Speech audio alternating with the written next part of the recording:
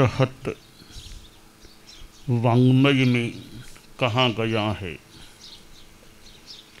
खवेन्ति अप्पाण ममोह दंशिणो तवे रया संजम अज्जवे गुणे धुनन्ति पावा इम पुरी कड़ा इम नवाई पावा इम नते करेन्ति। हमारे इस मनुष्य जीवन में सबसे महत्वपूर्ण कार्य हो सकता है और वह है अपनी आत्मा को निर्मल बनाने की साधना करना। जो साधु बन जाते हैं और जो फिर अविवाहित अवस्था में ही संत बन जाते हैं, महंत महान बन जाते हैं, त्यागी बन जाते हैं, वह तो बहुत बड़ी बात है। अविवाहित अवस्था में दीक्षित होकर लंबे काल तक संयम पालन कर लेना। ऐसे जो साधु हैं और गृहस्थ भी कई बहुत अच्छे साधक हो सकते हैं, और जो साधु अमोहदर्शी, अमोह को देखने वाले, कि बस वीतरागता जिनके सामने है, वीतरागता, समता, शांति, वीतरागता, अमोहदर्शी जो जीव हैं, आत्माएं हैं, वे अपने कर्मों का क्षपण कर देती हैं, कर्मों को काटती हैं। पर वो कैसे होते हैं अमोहदर्शी? अमोहदर्शी हैं साथ में तवे रया, तप में जो निरत हैं, तपस्या करते रहते हैं। उपवास आदि तपस्या है, कोई तेले तेले पारणा करने वाले, कोई बेले बेले, कोई एकांतर करने वाले, और कोई लंबी तपस्या, मास खमन और भी ज़्यादा दिनों की तपस्या। कितनी बड़ी बात है कि जीवन में यूं तपस्या करना, रोज भोजन नहीं करना, 2 दिनों के अंतराल से, 3 दिनों के अंतराल से या 1 दिन के अंतराल से यूं भोजन करना। रात्रि भोजन का त्याग है, इसका मतलब वर्ष में 6 महीने का तो त्याग हो ही गया। हमेशा रात का चौविहार है तो वर्ष में मोटा मोटी 6 महीने का तो अनाहार हो ही गया। इसके अलावा फिर कोई नौकारसी, कोई पौरसी, कोई एकासन करते हैं।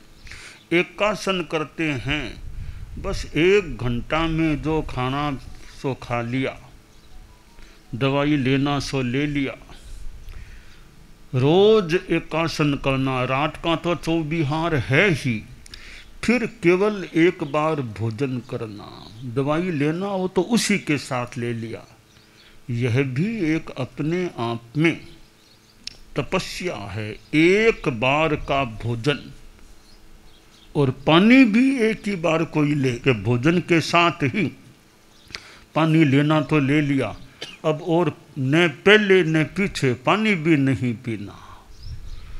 तो रात्रि भोजन का त्याग रखना जीवन भर, जब से व्रत ग्रहण कर ले, यह भी एक विशेष बात। बरसों तक रात्रि भोजन से विरत रहना, न खाना न पीना रात में, बड़ी एक संयम की या तप की मान लें, जो भी साधना है। तो शास्त्र में कहा गया, तवे रया तपस्वी रतहा, जो तप में रत हैं। यह अनाहार की तपस्या है और यह उपवास आदि की तपस्या है। ऊनोदरी करना भी तप है। भोजन में बैठ करके भी ऊनोदरी करना, किसी किसी के लिए तो उपवास कराओ तो कर दूंगा, भोजन करूंगा तो फिर ऊनोदरी और मान लो मुश्किल है कि भोजन सामने आ गया, अब ऊनोदरी मुश्किल है। तो भोजन सामने आने पर अच्छे अच्छे मनोज्ञ पदार्थ हैं कि फिर भी संयम रखना, नहीं खाना, पेट को हल्का रखना। ऊनोदरी, ऊन पेट को कम रखो, हल्का रखो।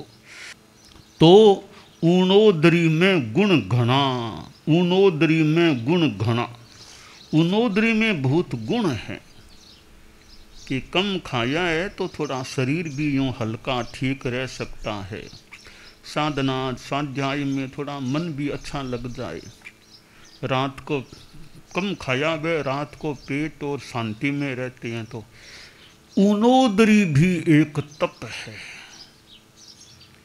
सामने मनोज्ञ पदार्थ पड़े हैं, मनुहार भी की जा रही है, फिर भी अस्वीकार कर देना कि नहीं नहीं खाना है, यह भी एक प्रकार की साधना है।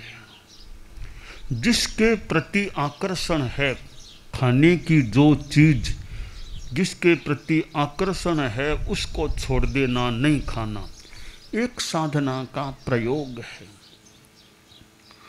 और विगय वर्जन करना कि कोई मिठाई नहीं खाऊंगा, कोई तड़वा चरकी चीज़ें नहीं खाना, आज चीनी भी नहीं लेना, आज घी नहीं लेना, तेल नहीं लेना, दूध नहीं लेना, दही नहीं लेना, विगय वर्जन। तो यह भी एक संयम की अच्छी साधना है। विकृतेर वर्जनम रस परित्याग है, रस का परित्याग करना, विगय का वर्जन करना। अब एक तो नहीं खाना, वो भी अपने आप में बड़ी बात है, बहुत अच्छी बात है। भीतर से आसक्ति का भी छूट जाना, भीतर में भी एकदम कोई आसक्ति है ही नहीं। कई बार का नहीं खाना ठीक है, पर मन में वो आसक्ति है, छोड़ तो दिया आज नहीं खाना है, मन में आसक्ति है, आकर्षण है, वो भी छूट जाए। श्रीमद् भगवद गीता में एक श्लोक आता है, विषया विनिवर्तन्ते निराहारस्य देहिनः रसवर्जम रसोप्यस्य परम दृष्ट्वा निवर्तते।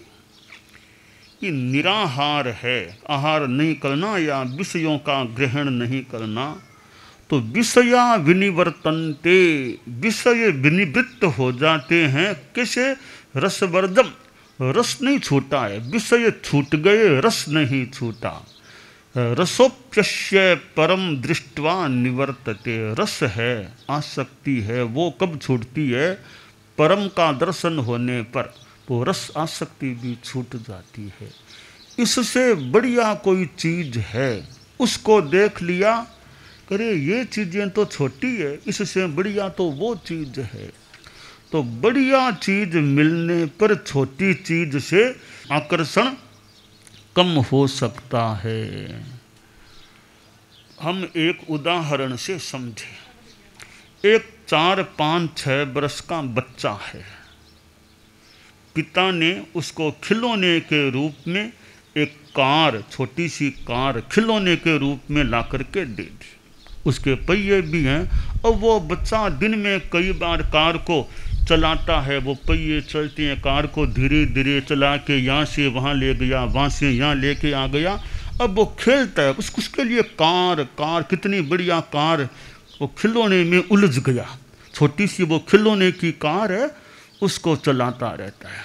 ठीक है, अब देखिए वो बच्चा 16, 17, 18 वर्ष का हो गया।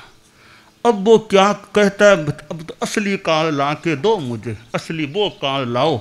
अब वो छोटी कार से उसका मन हट गया, अरे यह तो खिलौना था, मैं इसमें तो बचपन में था, अब तो बड़ा, अब तो मुझे पिताजी वो असली कार ला के दो, अब उसमें बैठूंगा, चलाऊंगा या घूमूंगा। अब उस बच्चे का आकर्षण जो पहले उस खिलौने के रूप में कार के प्रति था, अब उस बड़ी कार को जान लिया, समझ लिया, देख लिया, अब उस बड़ी कार के प्रति आकर्षण हो गया, छोटी कार से मोह दूर हो गया। यानी बढ़िया और बढ़िया चीज जब सामने आती है तो कम बढ़िया चीज के प्रति हमारा अनाकर्षण भी हो सकता है। तो कहा गया परम दृष्ट्वा रसोप्यस्य परम दृष्ट्वा निवर्तते। जब पर का, उत्कृष्ट का या श्रेष्ठ तत्व का या आत्मा का या परमात्मा का दर्शन हो जाता है तो ये जो पदार्थों के प्रति रस है वह भी छूट जाता है। बच्चा छोटी कार में, छोटा 4-5-6 वर्ष का बच्चा छोटी कार में उलझा हुआ है, कई आप लोग बड़ी कार में उलझे हुए हैं, इतना फर्क है। बच्चा छोटी कार में उलझा हुआ है, आप लोग आसातना न हो, कई बड़ी कार में उलझे हुए हैं, बड़ी कार में घूमना करना। तो बच्चे के लिए छोटी कार, बड़ों के लिए बड़ी कार। तो ये जब बाहर की चीज़ें हैं, पदार्थों की उपयोगिता भी होती है। अब छोटी कार में उलझा हुआ, बड़ी कार में उलझा हुआ, भीतर की ओर जब गति हो गई, अब कार नहीं, अब तो कोई नमस्कार, साधना, इन कारों को नमस्कार। अब तो बड़ी चीज़ परम साधना, परम मोक्ष धाम चाहिए, वीतरागता का सुख चाहिए। तो छोटी कार बड़ी कार भी छूट जाती है जब परम के साथ हमारा लगाव हो जाता है, आत्मा के प्रति लगाव, वैराग्य भाव जागता है, छोटी बड़ी कार भी छूट जाती हैं। साधु लोग, संत जन, मुनिवर, चारित्रात्माएं जिन्होंने छोटी कार को भी मानो छोड़ दिया और बड़ी कार को भी एक प्रकार से एक सीमा तक छोड़ दिया, अब वे कार अपने पाँवों से चलना है या ठीक है, साधन आदि की जो भी व्यवस्थाएं हैं वर्तमान में, तो इन पैरों से चलने वाले कितनी यात्रा कर लेते हैं। परम पूज्य गुरुदेव तुलसी ने कोलकाता की यात्रा की, राजस्थान से कोलकाता पधारे तो कौन सी कार में वे विराजे थे? पैरों से चलकर कहाँ, थड़ी राजस्थान से मानो सरदार शहर से मान लें चले तो कहाँ तक सरदार शहर, थड़ी जो भी चले, और कहाँ बीच में कानपुर में चतुर्मास किया, विक्रम संवत 2015 का, फिर कोलकाता में 2016 का चतुर्मास किया, फिर 16 के चतुर्मास के बाद चले ठेठ मंत्री मुनि मगन मुनि सरदार शहर में, वो तो पहले ही काल धर्म को हो गए थे प्राप्त, सरदार शहर पधारे, ठेठ राजनगर मेवाड़ पधार गए। तो वो इस हाथ वाली कार में विराज करके नहीं पधारे थे, पैरों से चलकर कितने मतलब जो भी पधार गए। तो साधु वो वैसा रुझान मनोभाव, तो बाहर के सुविधा के साधनों से विरक्ति का भाव जाग जाए तो भीतर में आनंद, भीतर में संतोष का भाव उभर जाता है, फिर कितना सुख मिल सकता है। तो शास्त्र में कहा गया तवे रया, जो तप में रत रहते हैं, और इधर स्वाध्याय भी तप है, ध्यान भी तप है, प्रायश्चित भी तप है, विनय करना भी तप है, वैयावृत्य सेवा करना भी एक अपने आप में तप है। दूसरों की, जैसे संत हैं, दूसरे संतों की सेवा करना वह भी बहुत अच्छा काम है। अब सेवा किन की करना, कोई नवदीक्षित है तो उसकी भी सेवा करना। नवदीक्षित कोई तो छोटा बच्चा है, 9 वर्ष का बच्चा है, उसको भी संभालना, प्रशिक्षण देना, उसका सारी सार संभाल, कपड़ा लता सब ठीक ठाक रखना, वह भी सेवा है। छोटे बाल मुनि, छोटा बच्चा साधु है, उसको बड़ों का अच्छा संरक्षण मिलता है, सेवा मिलती है। जैसे छोटा पौधा होता है छोटा सा, उसको अच्छी सुरक्षा मिल गई, सिंचन मिल गया, धीरे धीरे आखिर कितना बड़ा वो एक रूप ले सकता है। इसी तरह छोटा बाल साधु है, उसको अच्छा संरक्षण, प्रशिक्षण, परीक्षण सब अच्छी व्यवस्थाएं मिली, थोड़ा बड़ा होता है, कई वर्षों बाद बड़ा योग्य कार्यकारी व्यक्ति बन सकता है। तो नवदीक्षित की सेवा करना, कोई बीमार साधु है, रुग्ण है, उसकी सेवा करना, दवाई लाना, पथ्य परहेज आदि का ध्यान रखना, सेवा करना, जो भी उसको शौच के लिए ले जाना, उठाना, बिठाना, जो भी अपेक्षाएं हो, तो बीमार की सेवा करना, ग्लान की सेवा करना, वो भी तपस्वी की सेवा। कोई तपस्वी है, बहुत लंबी तपस्या में है, अब उठना बैठना मुश्किल, उसको सहारा देना, उसकी बिछोना कर देना आदि, वो भी सेवा है। और जो कई पदासीन हों, जैसे आचार्य होते हैं, तो उनकी सेवा करना। जो सेवा में 10 व्यक्तित्व हैं, 10 चीज़ें हैं, उनमें पहला नाम तो आचार्य का लिया गया। अभी आचार्य संभवतः आचार्य की सेवा करो, कि आचार्य भले सक्षम हैं, शरीर से मान लो सक्षम हैं, उम्र भी ज़्यादा नहीं है, तो भी उनकी सेवा करना। मंत्री मुनि श्री मगनलाल जी स्वामी थे, तब मंत्री बने नहीं थे वैसे पद से। जब गंगापुर में कालूगणी का महाप्रयाण हो गया, मुनि तुलसी फिर युवाचार्य बने थे, और छोटी उम्र फिर आचार्य भी बन गए जल्दी। छोटी उम्र के 22 वर्ष की करीब उम्र थी, एकदम युवक 22 वर्ष। तो कहते हैं मगन मुनि तो थोड़े उम्र वाले, उन्होंने हाथ आगे किया कि सारा ले लो, यानी मेरे हाथ का सारा लेकर आप पधारो।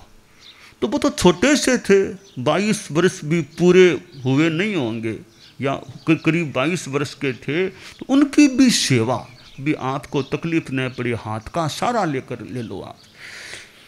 तो कहा आचार्य की सेवा, उपाध्याय की सेवा। उपाध्याय है यानी हमारे धर्म संघ में तो वर्तमान में अलग से कोई उपाध्याय नहीं है, एक तरह से हैं तो आचार्य ही उपाध्याय हैं, वो दोनों उन्हीं पर है। आचार्यपणा भी उन्हीं में हैं, तो आचार्यपणा भी, उपाध्याय भी का रूप भी उन्हीं में है।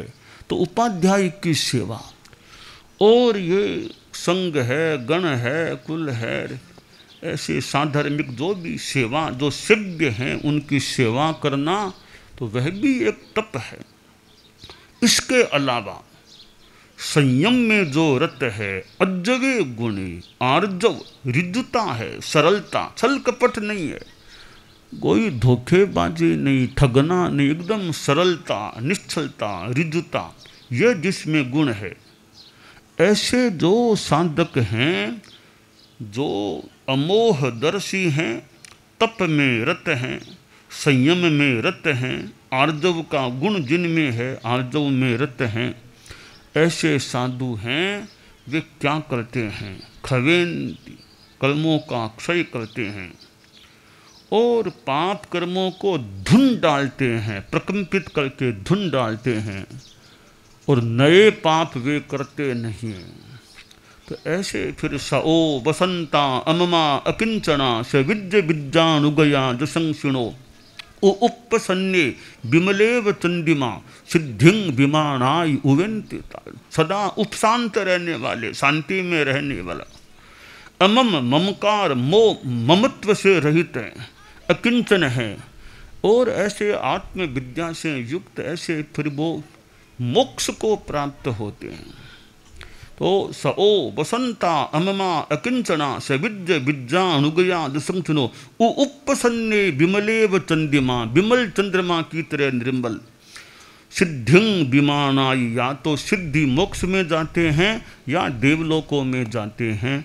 तो हम सिद्धि की प्राप्ति की भावना रखें और तपस्या, आर्जव गुण, संयम आदि आदि का विकास करें, यह हमारे लिए श्रेयस्कर हो सकता है।